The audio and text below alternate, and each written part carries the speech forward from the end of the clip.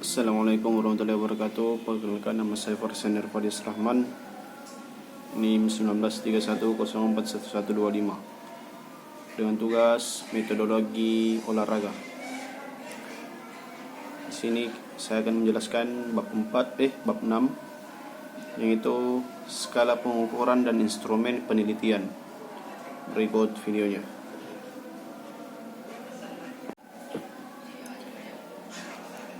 Dalam penelitian kuantitatif, peneliti akan menggunakan instrumen untuk mengumpulkan data, sedangkan dalam penelitian kualitatif atau naturalistik, peneliti akan lebih banyak menjadi instrumen, karena dalam peneliti kuantitatif, peneliti merupakan key instrumen. Instrumen penelitian digunakan untuk mengukur nilai variabel yang diteliti. Dengan demikian, jumlah instrumen yang akan digunakan untuk penelitian akan tergantung pada jumlah variabel yang diteliti. Bila variabel penelitiannya 5, maka jumlah instrumen yang digunakan untuk penelitian juga 5. Instrumen-instrumen penelitian sudah ada yang dibakukan, tetapi masih ada yang harus dibuat peneliti sendiri. Karena instrumen penelitian akan digunakan untuk melakukan pengukuran dengan tujuan menghasilkan data kuantitatif yang akurat, maka setiap instrumen harus mempunyai skala. Bermacam-macam skala pengukuran akan diberikan pada halaman ini. Kita masuk ke bagian A, macam-macam skala pengukuran. Skala pengukuran merupakan kesepakatan yang digunakan sebagai acuan untuk menentukan panjang pendeknya interval yang ada dalam alat ukur, sehingga alat ukur tersebut bila digunakan dalam pengukuran akan menghasilkan data kuantitatif. Sebagai contoh, misalnya timbangan emas sebagai instrumen untuk mengukur berat. Mengukur berat emas dibuat dengan skala mg dan akan menghasilkan data kuantitatif berat emas dalam satuan mg. Bila digunakan untuk mengukur meteran sebagai instrumen untuk mengukur panjang dibuat dengan skala milimeter dan akan menghasilkan data kuantitatif panjang dengan satuan milimeter.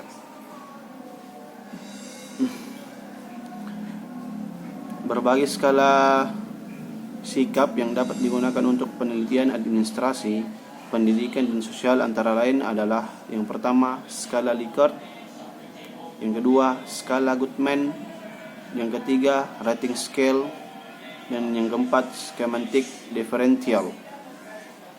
Keempat jenis skala tersebut bila digunakan dalam pengukuran akan mendapatkan data interval atau rasio.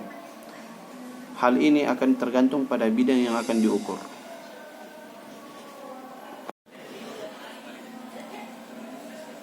Saya akan menjelaskan sedikit skala Likert. Skala Likert digunakan untuk mengukur sikap, pendapat, dan persepsi seseorang atau sekelompok orang tentang fenomena sosial. Dalam penelitian, fenomena sosial ini telah ditetapkan secara spesifik oleh peneliti, yang selanjutnya disebut sebagai variabel penelitian. Dengan skala Likert, maka variabel yang akan diukur dijabarkan menjadi indikator variabel. Kemudian indikator tersebut dijadikan sebagai titik tolak ukur, untuk menyusun item-item instrumen yang dapat berupa pernyataan atau pertanyaan. Instrumen penelitian yang menggunakan skala Likert dapat dibuat dalam bentuk checklist atau pilihan ganda. Di sini banyak contohnya pilihan ganda atau checklist. Kita masuk di skala Guttman. Skala Guttman, skala yang pengukuran dengan tipe ini akan didapat jawaban yang tegas, yaitu ya atau tidak, benar atau salah, pernah atau tidak pernah, positif atau negatif, dan lain-lain. Data yang diperoleh dapat berupa data interval atau rasio dikotomi. Jadi, kalau pada skala Likert terdapat 3, 4, 5, 6, 7 interval, dari kata sangat setuju sampai sangat tidak setuju, maka pada dalam skala Guttman hanya ada 2 interval, yaitu setuju atau tidak setuju. Penelitian menggunakan skala Goodman dilakukan bila ingin mendapatkan jawaban yang tegas terhadap suatu permasalahan yang dinyatakan. Sedikit contoh, yaitu yang pertama, bagaimana pendapat Anda bila orang itu menjabat kepala sekolah di sini? A. Setuju. B. Tidak setuju. Yang kedua, pernahkah pemilik sekolah melakukan pemeriksaan di ruang kelas Anda? A. Tidak pernah. B. Pernah. Skala Goodman selain dapat dibuat dalam bentuk pilihan ganda, juga dapat dibuat dalam bentuk checklist. Jawaban dapat dibuat skor tertinggi 1 dan terendah 0. Misalnya untuk jawaban setuju diberi skor 1 dan tidak setuju diberikan skor 0. Analisa dilakukan seperti pada skala Likert. Selanjutnya kita masuk semantik diferensial. Skala pengukuran yang berbentuk semantik diferensial dikembangkan oleh Osgood. Skala ini juga digunakan untuk mengukur sikap, hanya bentuknya tidak pilihan ganda maupun checklist, tetapi tersusun dalam satu garis kontinum, yang jawabannya sangat positifnya terletak di bagian kanan garis dan jawaban yang sangat negatif terletak di bagian kiri garis, atau sebaliknya. Data yang diperoleh adalah data interval, dan biasanya skala ini digunakan untuk mengukur sikap atau karakteristik tertentu yang dipunyai oleh seseorang. Di sini ada contohnya. Mohon diberi nilai kepemimpinan kepala sekolah. Di sini ada contohnya, teman-teman. Responden dapat memberi jawaban pada rentang jawaban yang positif sampai yang dengan negatif. Hal ini tergantung pada persepsi responden kepada yang dinilai. Responden yang memberi penilaian dengan angka 5, berarti persepsi responden terhadap kepala sekolah itu sangat positif. Sedangkan bila memberikan jawaban pada angka 3, berarti netral. Dan apabila memberi jawaban pada angka 1, maka persepsi responden terhadap kepala sekolah sangat negatif. Yang keempat, kita masuk di rating scale. Dari ketiga skala pengukuran seperti yang telah dikemukakan, data yang diperoleh semuanya adalah data kualitatif yang kemudian dikuantitatifkan. Tetapi dengan rating scale dan data mentah yang diperoleh berupa angka kemudian ditafsirkan dalam pengertian kualitatif, responden menjawab senang atau tidak senang, setuju atau tidak setuju, pernah atau tidak pernah adalah merupakan data kualitatif. Dalam skala model rating scale, responden tidak akan menjawab salah satu dari jawaban kualitatif yang telah disediakan, tetapi menjawab salah satu jawaban kuantitatif yang telah disediakan. Oleh karena itu, rating scale ini lebih fleksibel, tidak terbatas untuk pengukuran sikap saja, tetapi untuk mengukur persepsi responden terhadap fenomena lainnya, seperti skala untuk mengukur status sosial ekonomi, kelembagaan, pengetahuan, kemampuan, proses kegiatan, dan lain-lain. Yang penting bagi penyusun instrumen dengan rating scale adalah harus dapat mengartikan setiap angka yang diberi pada alternatif jawaban pada setiap item instrumen. Orang tertentu memilih jawaban angka 2, tetapi angka 2 oleh orang tertentu belum tentu sama maknanya dengan orang lain yang juga memilih jawaban dengan angka 2. Contoh yang pertama, seberapa baik ruang kelas di sekolah ini? A. Berilah jawaban dengan angka yang pertama 4 bila tata ruang itu sangat baik, 3 bila tata ruang itu cukup baik, 2 bila tata ruang itu kurang baik, 1 bila tata ruang itu sangat tidak baik. Di sini banyak sekali contohnya.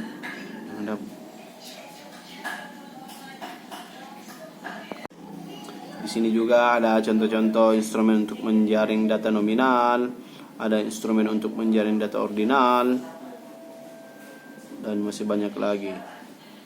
Misalnya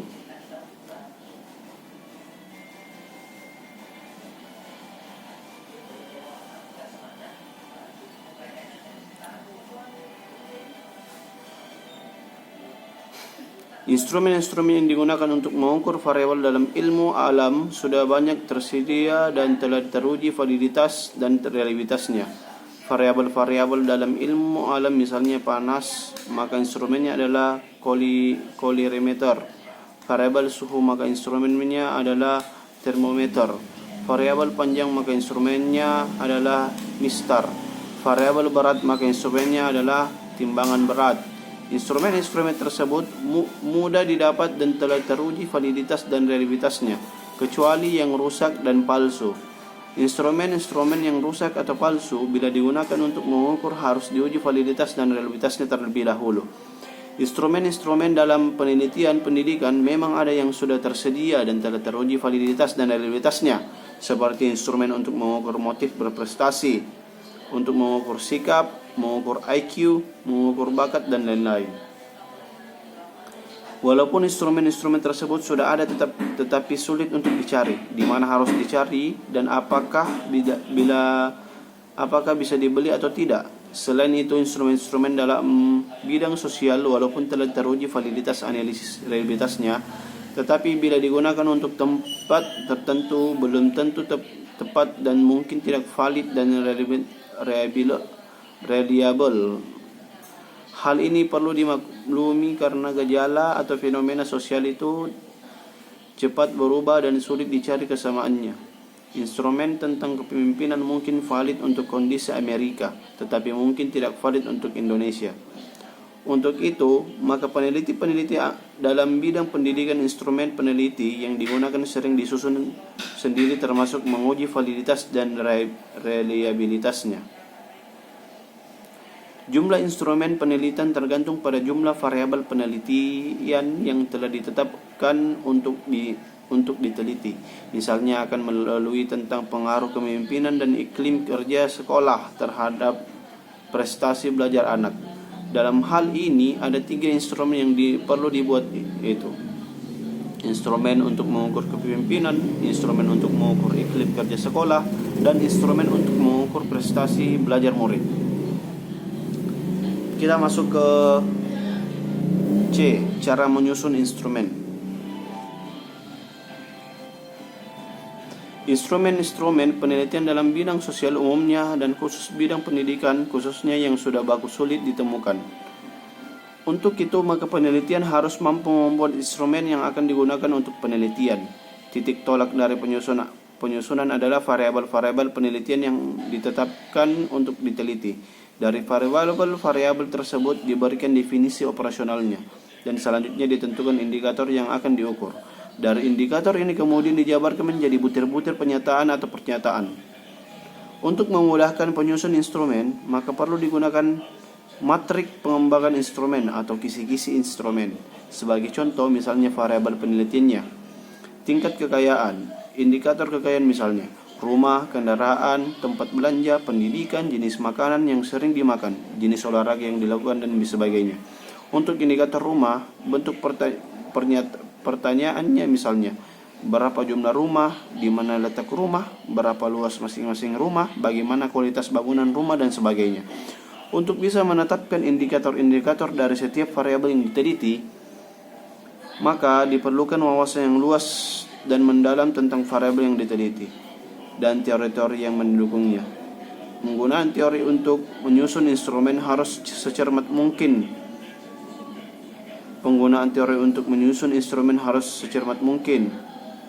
Agar diperoleh indikator yang valid. Caranya dapat dilakukan dengan membaca berbagai referensi seperti buku atau jurnal.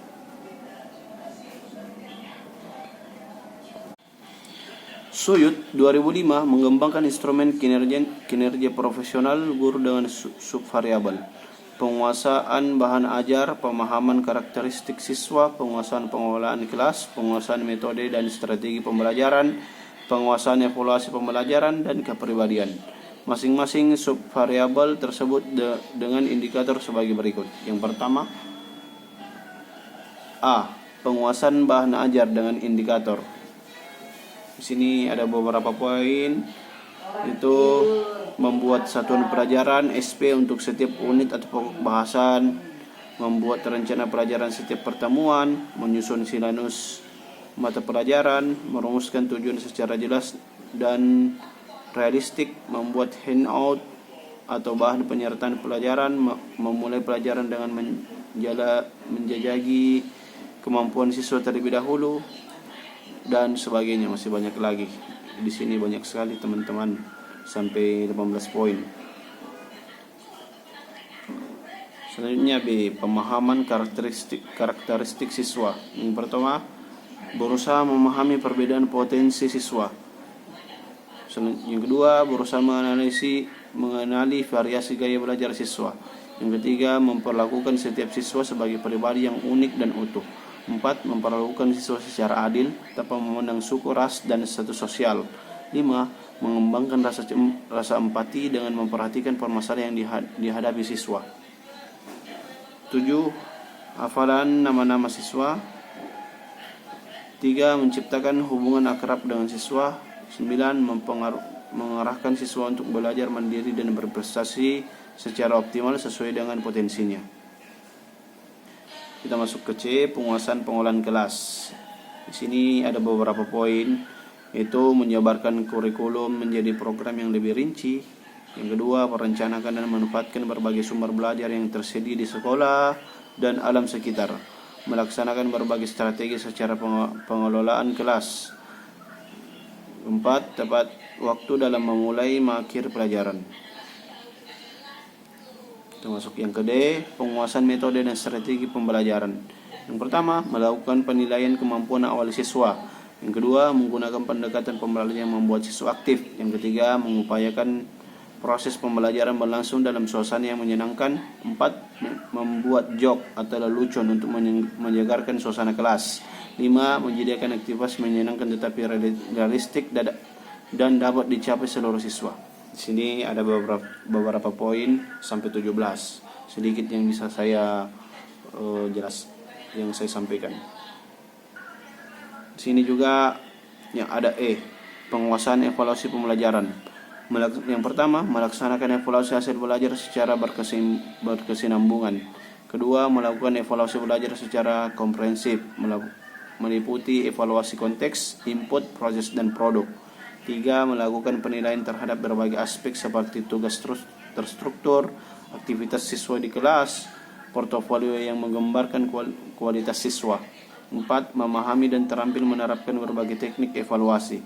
5. Memilih jenis tes untuk materi pembelajaran. 6. Mengoreksi hasil pekerjaan siswa secara cermat dan objektif. Di sini masih banyak sekali poin-poinnya, teman-teman. Di sini ada juga kepribadian.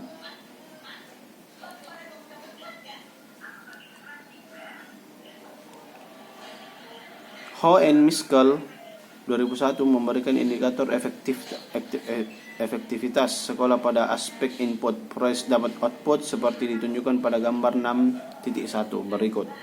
Sini ada gambarnya indikator sekolah yang efektif. Di sini ada input, proses, sampai outcome.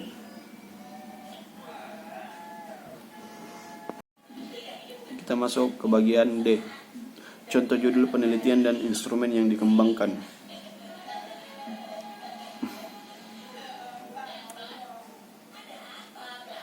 Sini judul penelitian, gaya dan situasi kepemimpinan kepala sekolah serta pengaruhnya terhadap iklim kerja organisasi sekolah.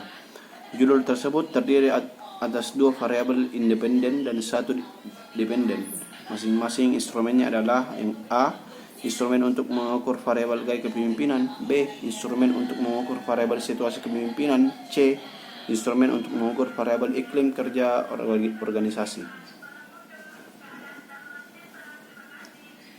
Supaya penyusun instrumen lebih sistematis sehingga mudah untuk dikontrol, dikoreksi, dan konsultasikan pada orang-orang ahli, maka sebelum instrumen disusun menjadi item-item instrumen, maka perlu dibuat kisi-kisi instrumen seperti pada tabel 6.5 dan 6.6. Selanjutnya, untuk menyusun item-item instrumen, maka indikator dari variabel akan diteliti dijabarkan menjadi item instrumen. Item-item instrumen harus disusun dengan bahasa yang jelas sehingga semua pihak yang berkepentingan tahu apa yang dimaksud dalam item instrumen tersebut. Indikator-indikator variabel itu sering disebut suatu konstruk dari suatu instrumen yang dalam pembuatannya diperlukan berbagai konsep dan teori serta hasil penelitian yang memadai. Berikut ini diberikan contoh instrumen yang diperlukan untuk mengungkapkan variabel gaya kepemimpinan. situasi kepemimpinan, dan iklim kerja organisasi dari suatu populasi penelitian, misalnya unit kerja tertentu. Artimeter setiap instrumen merupakan muatan atau penjabaran dari indikator variabel yang diteliti. Instrumen tentang gaya kepemimpinan itu dikembangkan dari teori kepemimpinan situasional. Oleh karena itu, gaya kepemimpinan yang baik tergantung pada situasinya. Pada saat menjelaskan tugas-tugas kelompok, maka ia harus bergaya direktif. Pada saat menunjukkan hal yang dapat menarik minat anggotanya, maka ia harus bergaya suportif. Dan untuk merumuskan tujuan kelompok, maka ia bergaya partisipatif. Jadi tidak berarti gaya kepemimpinan yang baik itu yang partisipatif saja.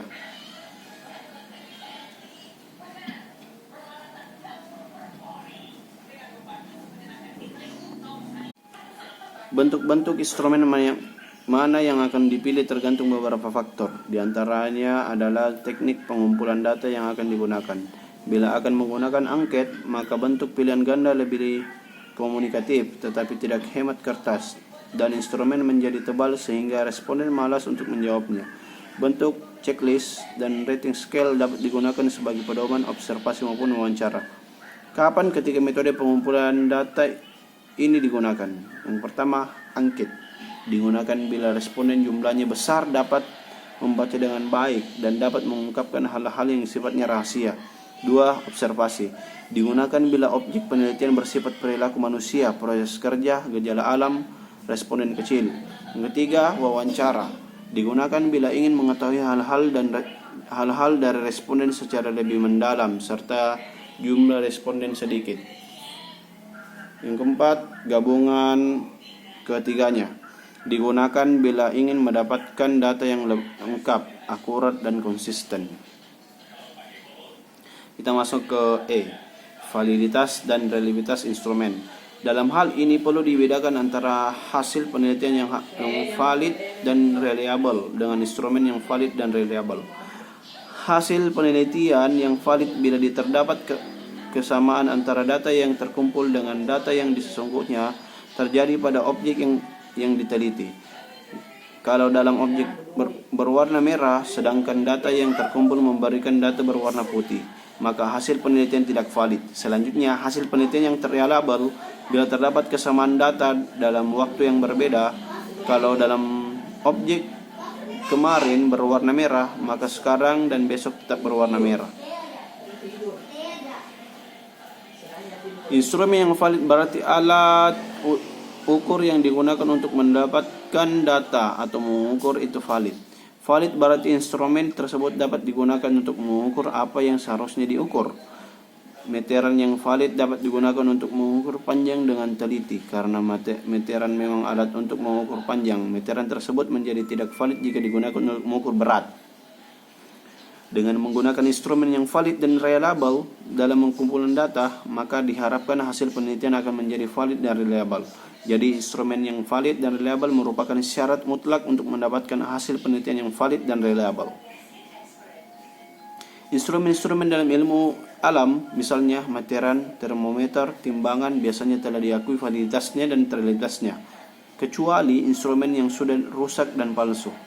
Instrumen-instrumen ini itu dapat dipercaya reliabilitasnya karena sebelum instrumen itu digunakan atau dikeluarkan dari pabrik telah diuji validitas dan reliabilitasnya.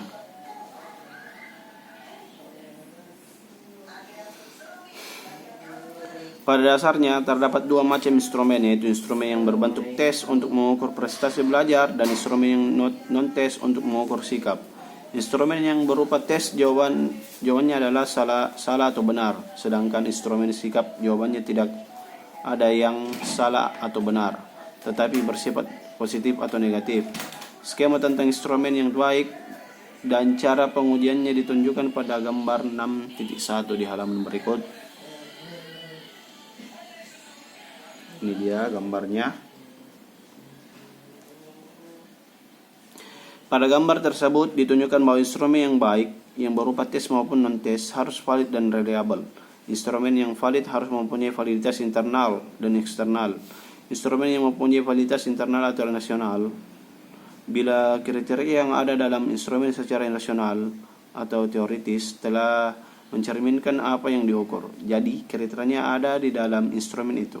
Instrumen yang mempunyai validitas eksternal bila kriteria di dalam instrumen disusun berdasarkan fakta-fakta empiris yang telah ada. Kalau validitas internal instrumen dikembangkan menurut teori yang relevan, maka validitas eksternal instrumen dikembangkan dari fakta empiris. Kita masuk ke F, pengujian validitas dan reliabilitas instrumen. Berikut ini dikemukakan cara pengujian validitas dan reliabilitas instrumen yang akan digunakan untuk penelitian. Yang pertama, pengujian validitas instrumen.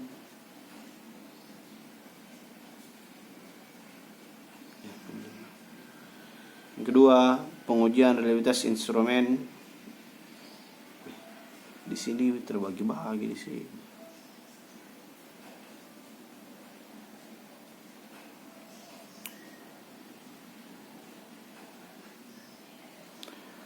Yang pertama itu pengujian validitas instrumen. Ada A, pengujian validitas konstruk.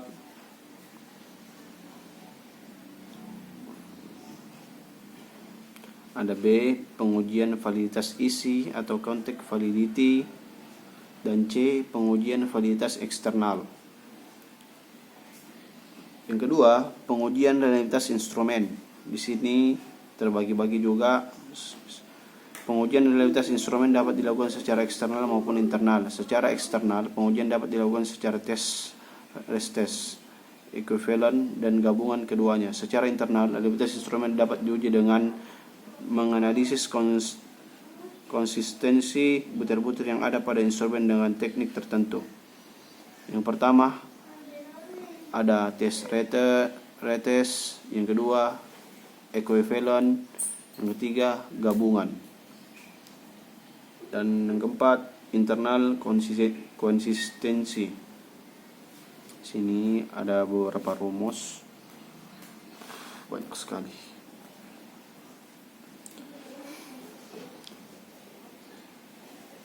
Ketiga, contoh pengujian validitas dan reliabilitas instrumen.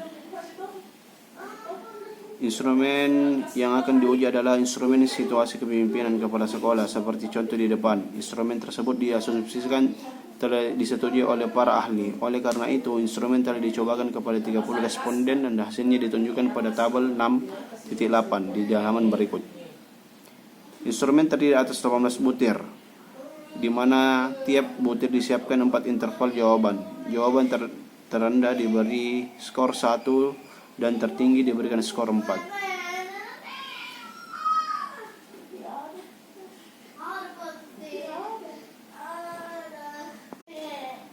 Demikian hasil presentasi dari saya. Lebih kurangnya mohon dimaafkan. Wabillahi taufiq wal hidayah. Wassalamualaikum warahmatullahi wabarakatuh.